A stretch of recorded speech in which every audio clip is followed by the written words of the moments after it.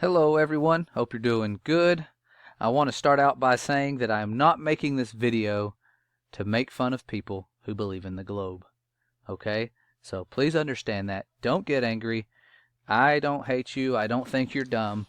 I know you think we're crazy, and we love you anyways. You can call us flat-tards. Do not call anyone who believes in the globe a globe-tard or any hateful name. Okay? Love them.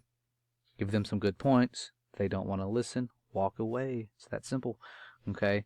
But here is one of my childhood heroes. I loved him. I still love him. He's a good actor. He's good at his craft.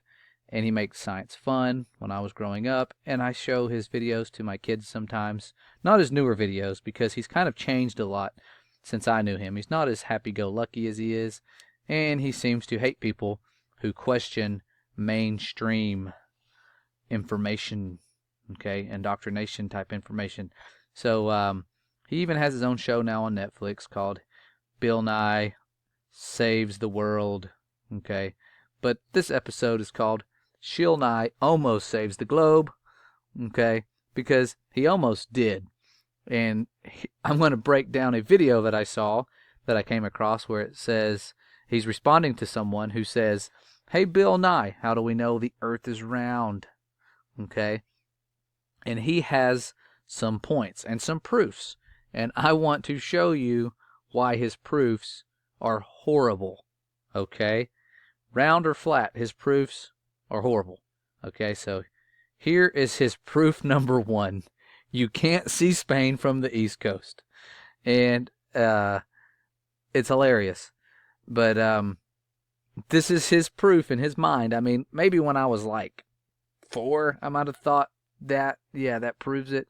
But you have to realize how far we can see and what's blocking your vision, okay? But it's funny that he said Spain, because the world record of seeing past the curve is 275.267 miles. And it's a photo where this person literally had a magic camera that saw over the elusive curve and made the world record. And he saw past 9.6 miles of curvature if he was on the ground. Okay, but he wasn't. I know what you're going to say. I'll cover that in a second. But here's where he started, right here. And he captured this mountain range over here. Okay, near Spain. How ironic that he said Spain. So the highest part of that mountain is over 9,000 feet. I went ahead and calculated as if this person was standing on the tippy-tip top of that mountain, and there still would have been 3.1 miles of curvature blocking his view. But it's not there. You can see the entire mountain range. Okay? So definitely not blocked by any curvature whatsoever. Now, why can't we see Mount Everest then? Because it's really, really tall. Okay? And if the earth is flat, we should be able to see it. Well, here's a picture, and I want to show you how this works, Bill, if you're watching. I think Bill Nye is going to watch my video. That'd be funny. But look at your feet when you're on the mountain, Bill, and you will see grass. You will see little flowers and bugs and crickets. And if you look really close, you might see something even smaller, like a ladybug. But as you look out beyond, right next to you, and actually look out, you'll start to see that you don't see bugs and trees, or you see trees, but you don't see grass, blades of grass. You can tell there's grass here, but you can't see the blades of grass. Then you look a little further, and you see this mountain starting to get a little smokier. Maybe that's why they call them the Smoky Mountains. You get a little further, and something seems to be blocking our view. It's not campfire smoke, people. Okay? This is a natural phenomenon that occurs everywhere around the world, especially where there's mountain ranges and you can see further. And eventually everything will blend in with the sky, and you just can't see. You can't see trees. You can't see anything over here, okay? Because of the atmosphere, the moisture in the air. It's why if you're out over the Marianas Trench, you can't see to the bottom of that trench. There's moisture in between you and the bottom of the ocean. Same thing with our air, people, with our atmosphere. Okay, you wouldn't be able to see it no matter what because of that. But even if that stuff was out of the way, it would be so tiny you couldn't see it. Okay? So, just so you know, there's lots of repeated examples of this. You can go pull them up yourself. Okay? Where things in the distance are more obscured. Is that the word I'm looking for? Where you just can't see them. Okay. Again, see the jagged edge here with all the trees. Get a little further. Edge looks a little smoother. Not able to see the trees. It almost looks like the sun's in front of some mountains here, but that's clouds. Okay. And that's why you can't see Spain from the East Coast. Has nothing to do with curvature whatsoever. And his second proof, this one cracked me up, because he literally must have no idea why everybody becomes a flat earther in the first place, is because the first thing they do is try to pull up pictures of Earth from space. And here's what you pull up, and if you analyze them like a detective, okay, and I colored this with a crayon, not really, I colored this in PowerPoint, or traced the United States over here, the continent right here, traced it, North America, and drug it to the other globe of the exact same size. And look, apparently in 2007 we were a lot smaller. We had some size issues going on. 2012, we're now one of the biggest continents on this cartoon ball. Okay, and if Australia is about as big as we are, and they're on the bottom, I don't see them, but if they're on the bottom and they're as big as we are, there's not a lot of room, people, for other continents. So not global climate change, that shouldn't be our biggest threat, but global continent change, that's the next biggest threat. Look for it on the news, on the real news. Watch CNN, it's real, okay, and they will tell you that's the threat. But let's look at some of the things that our organization that's given us those pictures does in their spare time. They practice with blue screens on the ISS. Okay, nothing to see, that's a special effects screen. Don't know why it's on the ISS. Then they have wire harnesses. Look right here, watch him. He's going to grab a string. Okay, that's the wire harness. That's why all these people are floating. Here's him right here, wire harness. He's floating. Still flow. Rewind it there so you can see it. Whee! There he goes. Here's the hollow man in space. He's going to vanish. Lots of you have seen this, but for those of you who are in complete denial, here it is. This is NASA footage. Haven't altered the footage other than speeding it up, slowing it down, or reversing it. Virtual reality. More virtual reality, only something happened, and whatever's supposed to be here is not. And so he's grabbing at nothing. These three astronauts waving. Bye. They're going to vanish. Ready? Here you go. Vanish. Bye. And only the moving objects vanish because they're on a different layer. And then they're going to cut to their one little studio. Cut. Now here is an astronaut trying to close the door. He just got hit in the head. His little scuba diving suit with the plastic door. So kind of funny, but it's really not, because they're deceiving the entire world. Kind of makes you angry when you realize the gravity, get it, the gravity of the situation. But that's what's happening. Here's some more pictures of Earth by the same people you just saw putting on the comedy show, getting caught in the act. Another picture of the Earth that we saw from the moon. And again, the time we saw the Earth from the moon right here, that was our first time, one of our first times seeing it. Okay, but there's always a box around it, as if somebody copied and pasted it right in there. Here on the left in the red box I've outlined is the Earth from the Apollo craft when they were on their way to the moon. And here's the Earth when they were on the moon. Same cloud formation that stretches across the entire Earth. And it just happened to be a couple days later. Here's how they draw them. I'm not going to play this whole video so you can see it, but because you wouldn't have sound with it, it'd be kind of pointless. However, here is Earth right here. This is us, guys, right there. Somebody took that picture with a horrible camera and sent it back. And here's a beam of light going around the Earth. Imagine the light tunnel we would be in.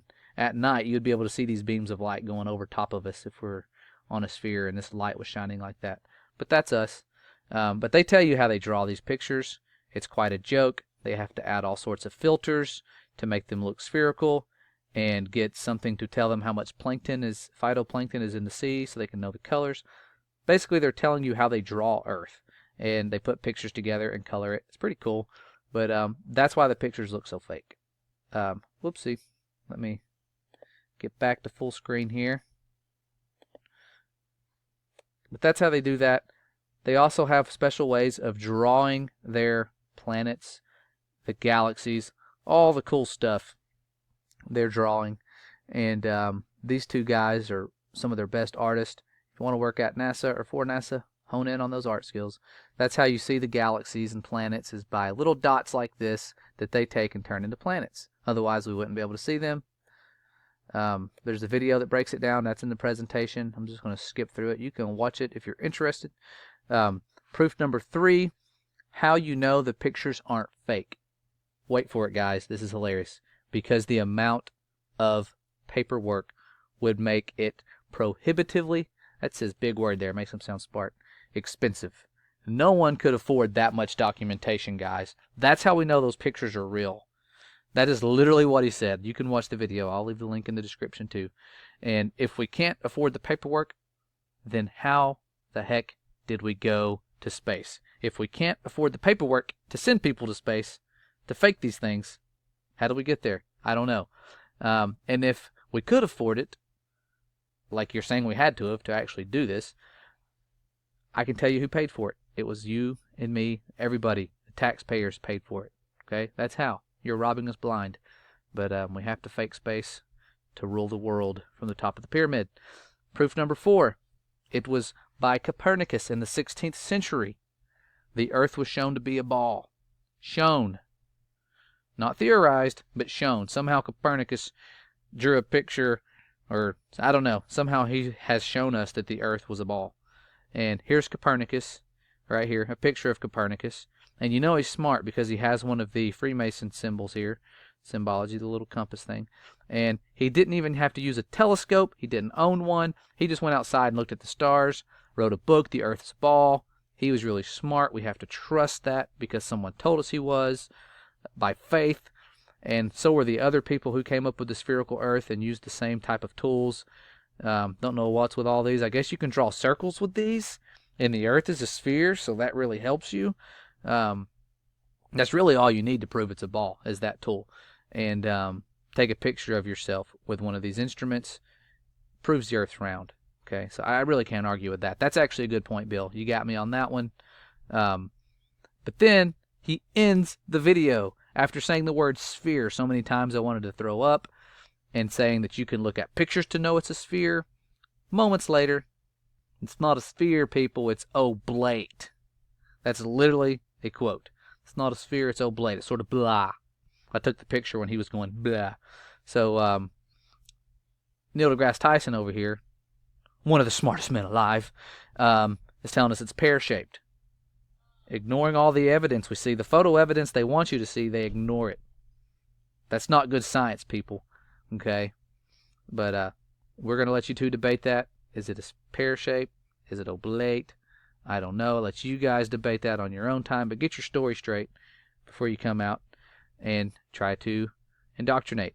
Okay? But I don't know about you guys, but I'm feeling a little oblate because of DeGrasse. That's my the favorite meme of Neil deGrasse Tyson. So, sadly, he did get in trouble by many of us because he said the Earth is pear-shaped and forgot about 50 years of fake NASA photos. So, sorry, he's serving time currently, even though he's one of the front runners of this globe Earth movement.